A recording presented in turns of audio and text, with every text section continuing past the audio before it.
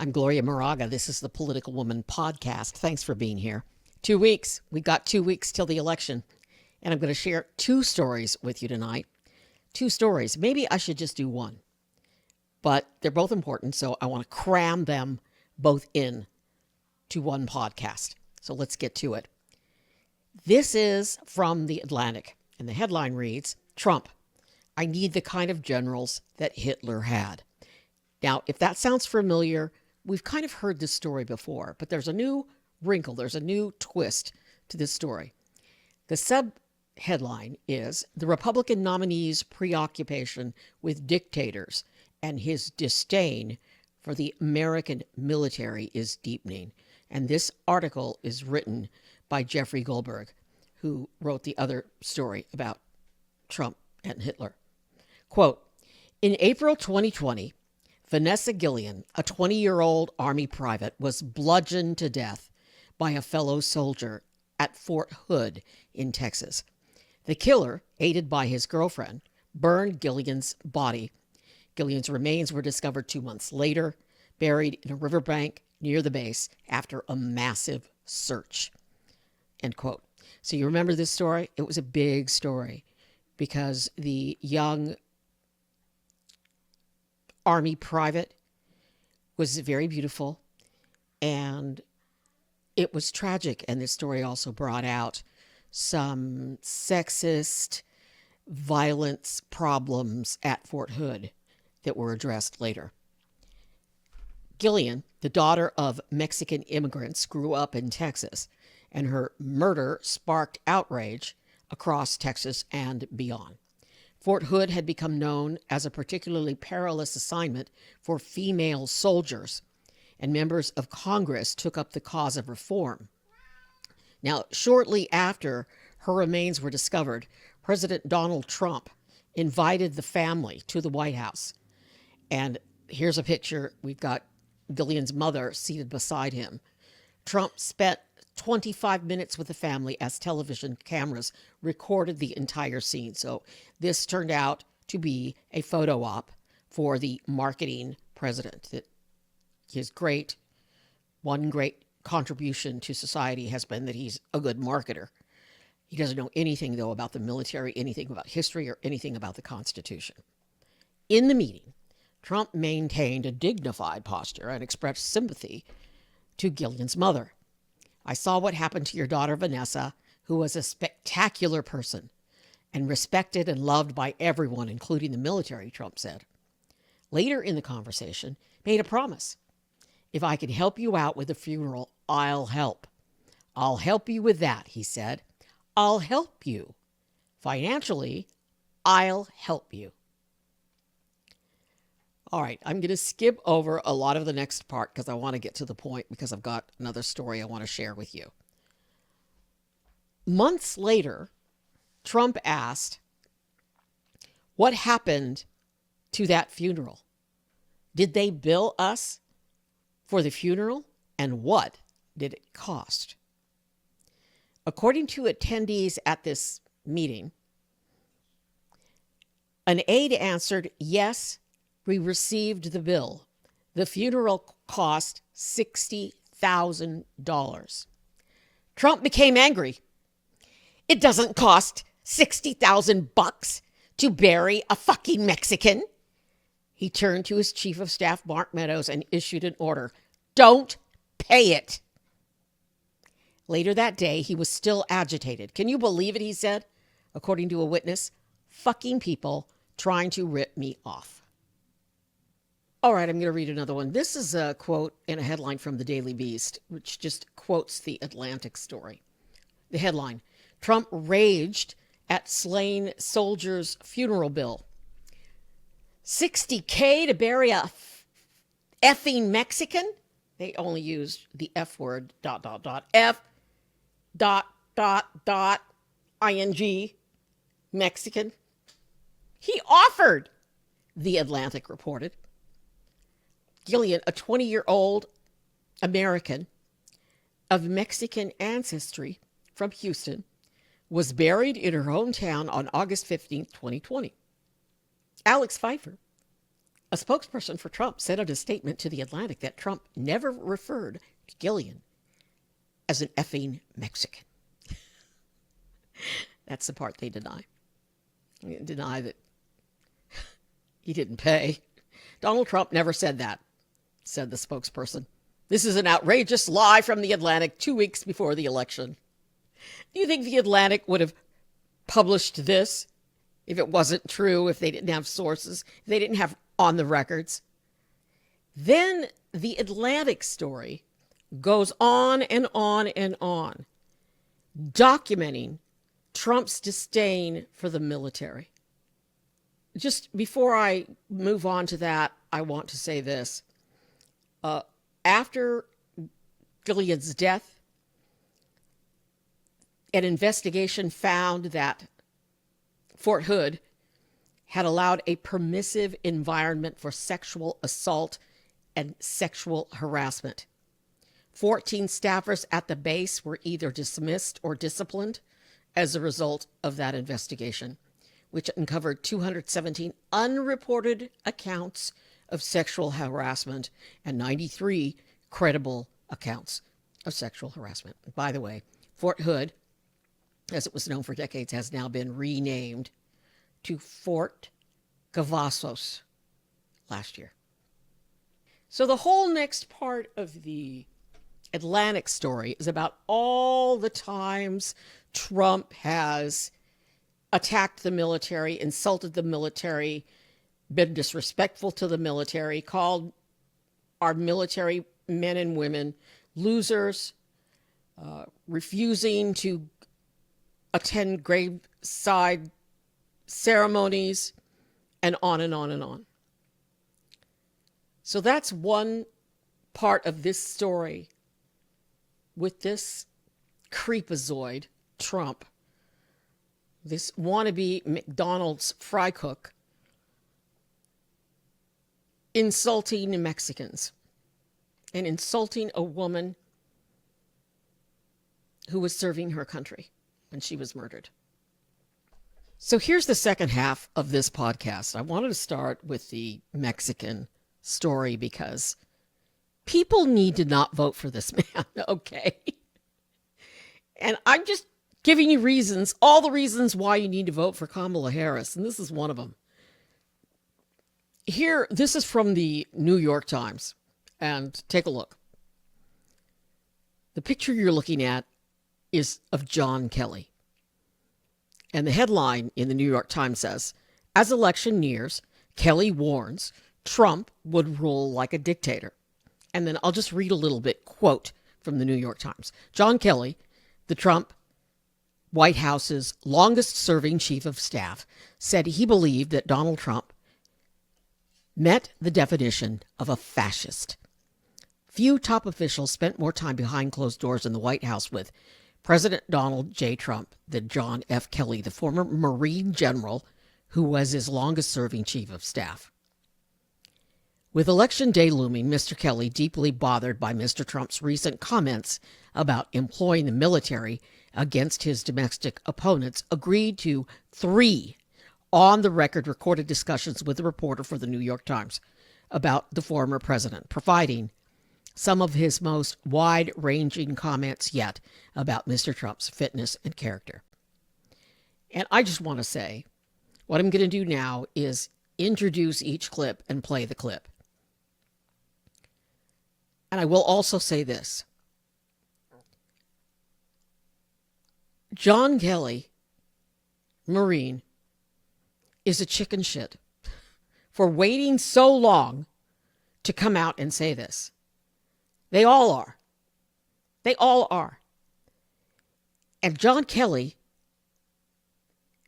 has now decided to say all of this, but he's not going to endorse Vice President Harris. Honestly, I don't know how these people fight wars and win. Honestly, what is it? Is it because Trump and his minions threaten people? They threaten anyone? I mean, you're at the end of your career.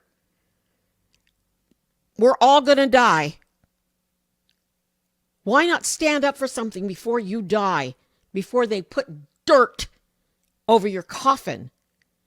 And I'm talking about the Congress. The Congress, too.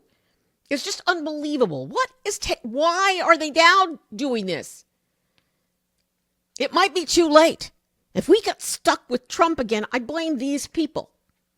I honestly do. I know I'm ranting. I know we should let's get to the sound bites.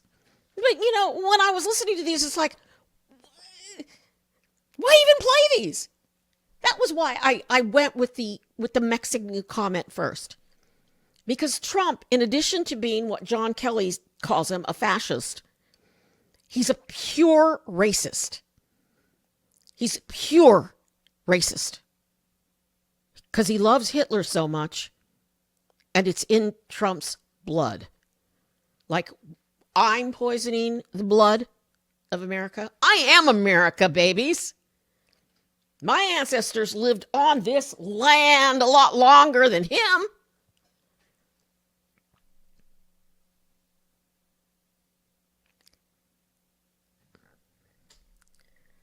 Let's get to the sound bites. Blah, blah, blah, blah, blah. John Kelly. First soundbite that the New York Times posted was about fascism. Kelly on Trump and fascism. Now it's like I don't even care about this guy. But Kelly said that based on his experience, Trump met the definition of a fascist, and then he gives the definition of a fascist. Do you think he's a fascist? Well, I'm looking at the definition of fascism. It's a far-right, authoritarian, ultranationalist political ideology and movement characterized by a dictatorial leader, centralized autocracy, militarism, forcible suppression of opposition, belief in a natural social hierarchy. So certainly, in my experience, those are the kind of things that he thinks would work better in terms of running America. Again, back to this issue of, democracy is complicated, messy to operate, probably the worst kind of government there is, except for all the other ones. I think Churchill once said that. And again, our Constitution, our founders built in to the Constitution and to the way our government operates, built in a lot of checks and balances, and didn't design the government to be streamlined and whatnot. So, but certainly the former president is in the far right area. He's certainly an authoritarian. Admires people who are dictators. He has said that. So he certainly falls into the general definition of fascist, for sure. So that's the fascism clip. Next is, see, I have a bad attitude. This is what got me in trouble all the time when I was in TV. This bad attitude. Because I'm sick to death of people. Kelly said that Trump didn't like the limitations on his power. He certainly prefers the dictator approach to government, said Mr. Kelly. And here's that clip. If he was left to his own devices, would he be a dictator if he didn't have people around him? Oh, I think I think he'd love to be. I think he'd love to be just like he was in business. He could tell people to do things and they would do it, and not really bother too much about whether what the legalities were and whatnot. But again, I didn't know him before, so I can't really. All right, now this apparently was what prompted Kelly to come forward, using the military inside the United States. Trump's whole enemy within crap. Here's the soundbite. Here's the clip from Kelly. And I think this issue of using the military to go after American citizens is one of those things I think is a very, very bad thing. Even to say it for political purposes to get elected, I think it's a very, very bad thing, let alone actually doing it. So you're saying when you saw him say that recently, and as he said on the campaign trail, that was something that really concerned you to the point that you thought, as you sat there trying to figure out what to do, you thought maybe it's worth answering some questions about this. Yeah, it is. And I go back to George Washington and how he set up, before there was an America, how he set it up so that the military would stay out of, would not be used in the United States or in the domestically, in that the way forward was for military officers not to be involved in politics. And again, unless you're someone like me or Mattis or people like that retired from the military or left the military, like Mark Esper or Mike Pompeo, and then go into a political job, whether it's elected or assigned by the White House, it's a little bit different because you're then involved in it. But for the most part, and that's why I'm so hesitant to talk.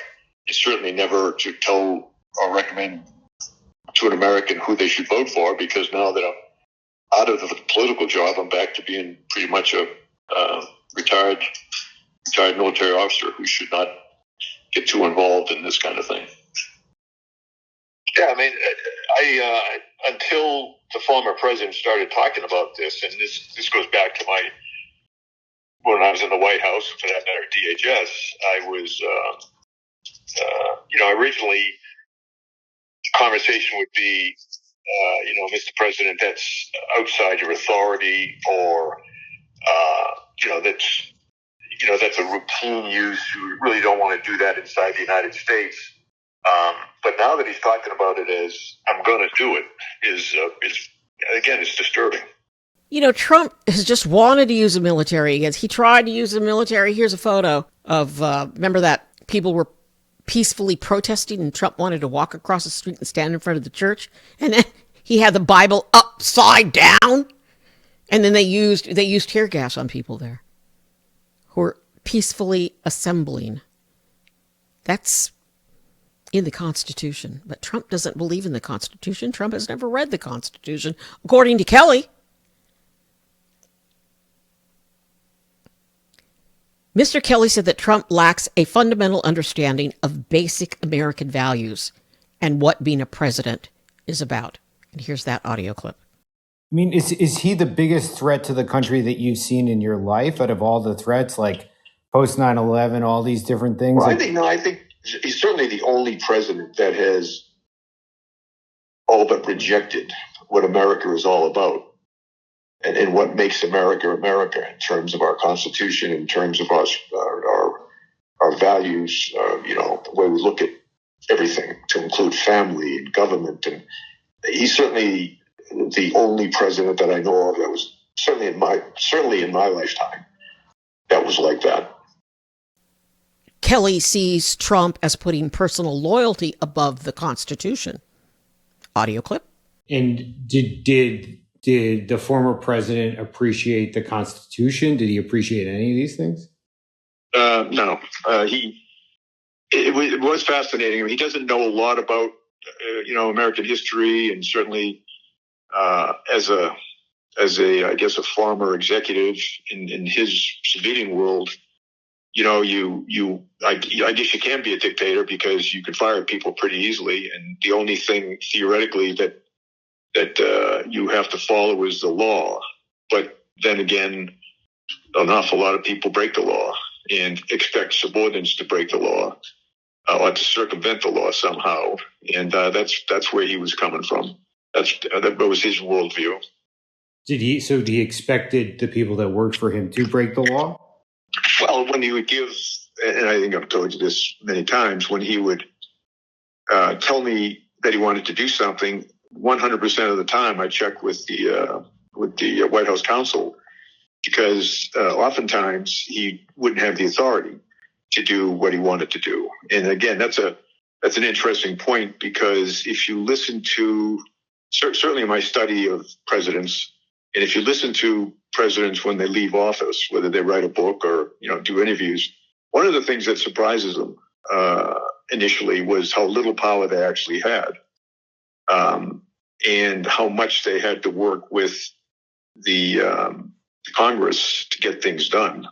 And most of them accepted that and worked within the rules of what the Constitution dictates. It's frustrating, I'm sure. Well, I know it's frustrating for them because, their agenda that they're trying to push, and suddenly they have to go to the Congress to get money. And if the Congress is not inclined to go along with it, then it's very frustrating. But that is the law. And when he was confronted with the fact that he couldn't do something, did he want to do it anyway? I mean, when he was confronted with the fact that he couldn't do something legally, did he want to do it anyway? He would try to make the case that he did have the authority. Kelly said that personal loyalty is everything to Trump. You have to be loyal to him or you are the enemy. So we are all the enemy unless you're loyal to him. Trump told Kelly that Hitler did some good things. And Kelly said, no, he didn't. No, he didn't, Mr. President. And please try not to ever say that in public. He commented more than once. And here's Kelly on Hitler. He commented more than once that, that Hitler did some good things too. And of course, if you know history, again, I think he's lacking in that. But if you know what Hitler was all about, it'd be pretty hard to make an argument that he did anything good. So what would you say when he said to you that Hitler did a lot of good things? Well, I tell him that. I said, first of all, you should never say that. But if you knew what Hitler was all about from the beginning to the end, everything he did was in support of his racist, fascist life, philosophy, so that nothing he did you could argue was good. It was certainly not done for the right reason. And but he would occasionally say that. What would he say when you would lay that out to him? You just, that'd be the end of the conversation usually. All right, this is probably the most despicable of all the things that Trump does and has done, is attacking disabled veterans. And here, I'll just quote from the Times. Kelly said that Trump looked down on those who were disabled on the battlefield. In response to a question about previous stories about Mr. Trump having disdain for disabled veterans, Mr. Kelly said Mr. Trump did not want to be seen in public with those who had lost limbs on the battlefield. Crazy old man. Certainly not wanting to be seen with amputees that lost their limbs in defense of the country, fighting for every American, him included, to protect them. But he didn't want to be seen with them. That's an interesting perspective for the commander-in-chief to have, said Kelly. Here's a soundbite. Does he have disdain for the disabled? Well, certainly his not wanting to be seen with amputees that lost their limbs in defense of this country, fighting for every American, to him included, to protect them, that didn't want to be seen with them. That's an interesting perspective for the commander-in-chief to have. Why didn't he want to be seen with them? He would just say, look, it doesn't look good for me. So anyways, I don't know. I'm not a psychiatrist. If you're a psychiatrist, I guess you could take a stab at some of these questions, but I'm not. He would just say, look, it doesn't look good for me. What a jerk. Honestly, the guy... Tell me it ain't so. Prove it. Kelly said that Trump called service members who were injured or killed losers and suckers, despite denials from Trump and his aides. And they're denying it, just like they denied the Mexican comment. Confirming a statement he gave to CNN last year, Kelly said that on multiple occasions, Mr. Trump told him that Americans wounded, captured, or killed in action were losers and suckers. So he repeats it again. He talks about John McCain. Whenever John McCain's name came up, he'd go through this rant about him being a loser and all those people were suckers. And why do you think that people getting killed are heroes? And he would go through this rant. Does anybody care about this? People don't care. They don't care. Here's more on that and the lack of understanding of selflessness and sacrifice. But he basically said to you that those who died for America on the battlefield were losers and suckers, and he said it more than once. Yes, but he would but he would say it would always did something else would get him going. Oftentimes, again, McCain. He talked about, and it was like almost a recording. But the point is, anyways, he would say it at times, sometimes unexpectedly, but he never could wrap his arms around why people would serve the country in uniform. What was in it for them? That was the general theme. I think that's much more actually powerful than talking about what he said about, losing life. I think he just could never wrap his arms around why people would do things selflessly. What's in it for them? I think that's a much more powerful, but that's just me. Then Kelly talks about touring a Arlington National Cemetery with Trump. And he talks about his son. His son Robert was a Marine who was killed in 2010 while fighting in Afghanistan. While walking through the cemetery, Mr. Kelly recounted, Mr. Trump asked what had been in it for those who had given their lives. And I thought he was asking me one of those rhetorical kind of, questions, Kelly said. But I didn't realize he was serious. He just didn't see what the point was. As I got to know him again, this selflessness is something he just doesn't understand. What's in it for them? And then finally, the article ends with Mr. Kelly had nothing good to say about Trump. He was asked whether Mr. Trump had empathy. No, said Mr. Kelly. And then here's the last soundbite. I'm not recommending anything to anybody. I'm just saying, other than that, when you're looking to vote for someone, regardless, you got to look at the character and all of those kind of things, and then start looking at the individual's policies. We can always, even if you're a conservative Republican, much of what's gone on the last 3.5 years hasn't been what you've wanted to have happen to the country. But, we can get by it because you might have, a Republican come in the future. But if a person's character isn't at least minimally acceptable, then I think that person can do a lot more damage. We've got to, I just wish, and I'll end with this, I just wish at the end of all of this, whoever wins, that person and the leadership in the country, certainly the political leadership in Washington to include the House and Senate, that people say, okay, let's take a breath. Let's step back. This has been really, really hard. Let's try to come back together as Americans. Stop hating each other just because we have a difference of opinion on political issues. I just hope we do that somehow. I don't know if we will, though, but I hope we will. I hope whoever becomes the president will start that process. Let's become friends again. All right, but yet still, despite all of that, being with Trump all those years, working inside the White House, seeing how despicable he is, seeing how dangerous he is. He's dangerous. Kelly is not saying don't vote for him. He's just saying he wants to tell everybody this. What is it? Liz Cheney's the only one with balls? She's the only one with the backbone? I don't know. And Adam Kinsker.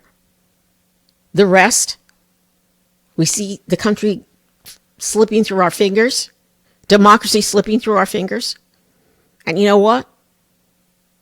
When Trump becomes a dictator, you're all going to be sorry. And will I be sorry? Yes, I will. But at least I tried in my own little way with my own 3 little viewers to do something. I love you guys. I'm Gloria Moraga, political woman. Those are my 2 stories for my podcast for today. I'm going to post some of this stuff on TikTok, and I'll post this on YouTube. I love you. Please subscribe. Please follow me. Be safe. Sheesh.